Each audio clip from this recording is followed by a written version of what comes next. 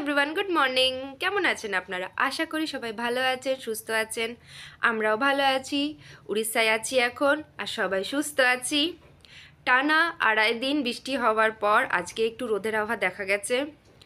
আর রোদের আভা যেহেতু দেখা গেছে, বাইরে যেহেতু পুরো ক্লিয়ার ওয়েদার, তাই মা এখন বাড়িতে, মানে আমি এখন বাড়িতে আছি।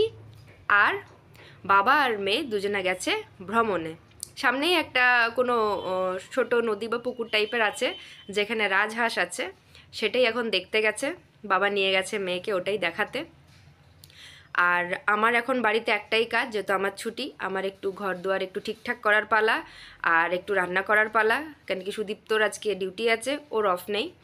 ওর অফটা সানডে বা স্যাটারডে মতন অমনিভাবে থাকে না, ওদের যখনই নাইট থাকে তারপরে অফ থাকে। তো কালকে ভেবেছিলাম, একটা প্ল্যান করেছিলাম বাইরে বেরাবার, কিন্তু এত বৃষ্টি হয়েছে যে কাল আর ওই প্ল্যানটা হয়নি। আমাদের পুরো প্ল্যানটাই বৃষ্টিতে ধোয়া মোছা হয়ে গেছে। তাই নেক্সট দেখি কবে ছুটি হয় আর কিভাবে আমরা আবার কোনো একটা প্ল্যান করি। এবারে কোনো একটা প্ল্যান হবে না, কেন কি প্ল্যান করে কিছু করলেই দেখেছি আমার কিছু হয় না। তাই জন্যে এবারে উইদাউট প্ল্যানিংই বেরোবো। তো যাই হোক, এখানে আবার সামনে যখনই বৃষ্টি হয় আর বৃষ্টির পরেই রোদ মানে ওঠে, তখনই সামনাসামনি কিছু পাহাড়ের ভিউ দেখা যায়। আগে আমরা যে বাড়িটাতে ছিলাম সেখান থেকে ছাদে উঠলে দেখা যেত, বা জানলা দিয়েও দেখা যেত, কিন্তু ছাদে উঠলে খুব ভালো মতন দেখা যেত। এখানে দেখলাম আজকে সকালবেলাতেই, আপনাদেরকেও একবার ভিউটা ক্লিপটা আপনাদের সঙ্গেও শেয়ার করব। এখানেও দেখলাম যে ক্লিপটা দেখা যাচ্ছে, কিন্তু খুব হালকা দেখা যাচ্ছে রেঞ্জটা পাহাড়ের উপরের সামনেই। তো আপনাদেরকেও দেখাবো। এই পাহাড়টা হচ্ছে অশোকঝড়ের সামনে একটা অশোকঝড় বলে আছে, খুব ভালো, খুব একটা সামনে নয়, বাট খুব ভালো একটা ভিউ পয়েন্ট আছে। তো সেখানকারই একটা পাহাড়ের রেঞ্জ। চলুন ওইসব নিয়ে আজকের এই ব্লগটাকে কন্টিনিউ করি। তো ব্লগটা কন্টিনিউ করি আমি, আর আপনারা এই ছোট্ট ছোট্ট ব্লগগুলো দেখুন, আর কেমন লাগছে অবশ্যই কমেন্ট করে আমাকে জানাবেন। আর আমার চ্যানেলটাকে এমনিই ভালোবাসা দেবেন, লাইক শেয়ার সাবস্ক্রাইব করবেন। তো চলুন আজকের এই ব্লগটা কন্টিনিউ করা যাক। সকালের জলখাবারে আজকে কিছু বেশি ঝামেলা রাখিনি, বানিয়ে ফেলেছিলাম ওটস বাবা আর মেয়ের জন্যে। ঈশার জন্যে ছিল খেজুর দিয়ে, শুধু দুধ দিয়ে ওটস, আর সুদীপ্তকে দিয়েছিলাম খেজুর ওটস, কিশমিশ কাজু দিয়ে ওটস। আর আমার তো চা, এই চা বিনা আমার সকাল শুরু হয় না। চা যদি আমি সকালে না খাই তাহলে মনে হবে আমার দিনটা কিছু একটা ইনকমপ্লিট রয়ে গেল। চা সকালবেলাতেও চাই, আবার বিকেলবেলাতেও আমার যদি গ্রীষ্মকাল না থাকে তাহলে বিকেলেও আবার 1 কাপ গরম চা লাগবে। আমার মতন কে কে চা লাভার একটু কমেন্ট করে জানাবেন। এরপর আপনাদেরকে চলুন দেখাই আমার জানলার থেকে একটা ভিউ। আপনাদেরকে কিছুক্ষণ আগেই বললাম যে দেখুন, বৃষ্টির পর যখন রোদ ওঠে এখান থেকে পাহাড়ের দৃশ্য দেখা যায়। এই দেখুন, দেখতে পাচ্ছেন ওই যে চূড়োটা দেখতে পাচ্ছেন, মানে ওই মন্দিরের যে চূড়াটা দেখতে পাচ্ছেন, তার পিছনে ভালো করে লক্ষ্য করে দেখুন। দেখুন, খুব সুন্দরভাবে দেখা যাচ্ছে একটা পাহাড়ের রেঞ্জ। আর আজকে আকাশটা একদম পরিষ্কার হয়েছে। এবার একটু কাজে ফেরার পালা।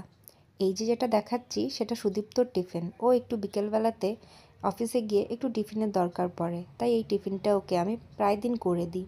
এটা চিড়ে ভাজা, যার মধ্যে আমি বাদাম, কিশমিশ সমস্ত কিছু দিয়ে, শুকনো লঙ্কা আর সর্ষে ফোড়ন দিয়ে একটা চিড়ে ভাজা বানিয়ে দিই। এটা ও টিফিনে নিয়ে যায় বিকেলবেলার দিকে খাওয়ার জন্যে, স্ন্যাক্স। কেন কি ও ভাত খেয়েই যাবে, যেহেতু ওর বিসিপ ডিউটি। এই যে দিয়ে দিলাম চামচ, আর ওর টিফিন হয়ে গেল একদম রেডি। এবার ঠান্ডা হয়ে গেলেই টিফিনটা ওর প্যাক করে নেব। এরপর চলুন রান্নার দিকে ফেরা যাক।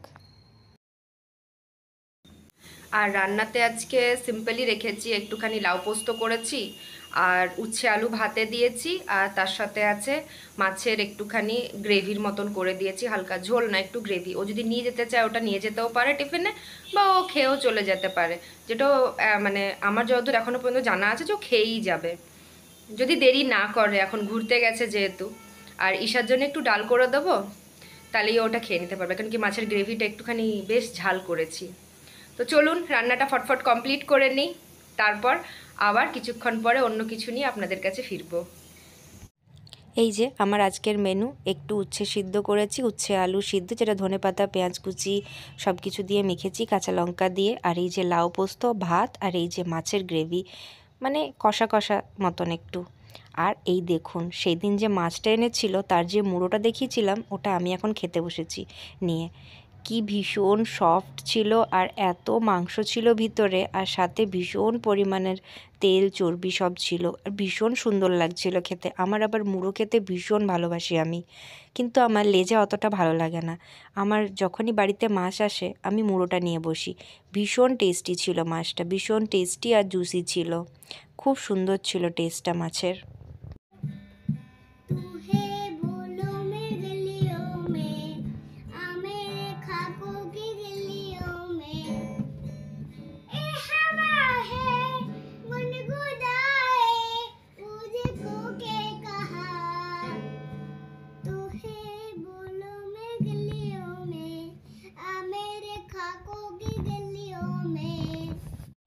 সারা দুপুর বদমাইশি আর গান বাজনা করার পর আমার মেয়ে ঘুমিয়ে পড়েছিল, আর ঘুম থেকে উঠেই এটা খুঁজে বার করে। এটা হচ্ছে একটা সান্তাক্লজ যেটা ভেঙে গেছে।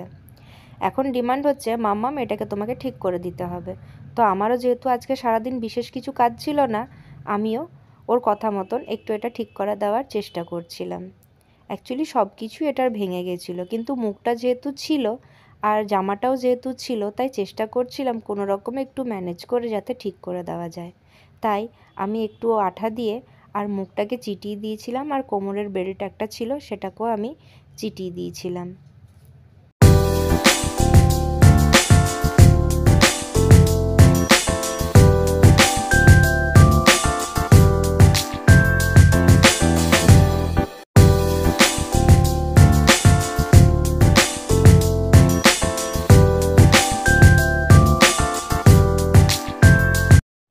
আর তারপরে নিয়ে বসে গেছিলাম একটা চকলেট।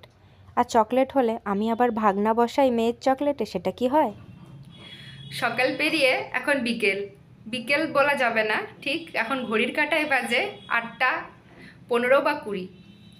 তো এখন আমি আটা মাখছিলাম, আটা মাখা হয়ে গেছে আমার। রাত্রেবেলাতে সুদীপ্ত আর ঈশা দুজনকেই রুটি দেব, রুটি সবজি ডাল এগুলোই দেব। আর আমার আবার একটু ভাত খেতে ইচ্ছে করছে, তাই আমি একটু ভাত খাবো। আর সুদীপ্ত তো এখন গেছে ডিউটিতে, অফিসে আছে, ওর ফিরতে ফিরতে 11টা বাজবে, কেন কি ও বি শিফটে গেছে। তো এখন ওর আস্তে আস্তে 11টা বাজবে। আর ঈশা গোটা বিকেল বদমাইশি করেছে এখানে, এখন পড়াশোনা হয়নি আজকে, আজকে নাকি ছুটি ওর, তাই পড়াশোনা হয়নি। খাতা পেন নিয়ে আঁকিবুকি হয়েছে। মাঝখানে ডিমান্ড হয়েছিল একটুখানি যে আমার সান্তা ক্লজটাকে ঠিক করে দাও, একটা ওর পুরনো সান্তা ক্লজ ছিল সেটাকে আমি ঠিক করলাম, সেটা আবার ভেঙে দিয়েছে। একটু গিটার নিয়ে বদমাইশি হয়েছে। গিটারটা অ্যাকচুয়ালি আমাদের নয়, গিটারটা ওকে একজন গিফট করেছে, একজন কাকু ওকে গিফট করেছে, সেই কাকুর ছিল, কাকু ওকে দিয়ে চলে গেছে। তো যাই হোক, এখন পালা হচ্ছে আপনাদের সবাইকে টাটা করার। সবাই ভালো থাকবেন, সুস্থ থাকবেন। যদি আমার এই ব্লগগুলো ভালো লাগে তো অবশ্যই চ্যানেলটাকে সাবস্ক্রাইব করবেন, লাইক শেয়ার কমেন্ট করবেন, আমার পাশে থাকবেন। অন্য দিনে আবার একটা নতুন ব্লগ নিয়ে আমি ফিরবো আপনাদের কাছে। ততক্ষণ অবধি আজকের জন্যে টাটা, বাই বাই, সবাই ভালো থাকবেন, গুড নাইট।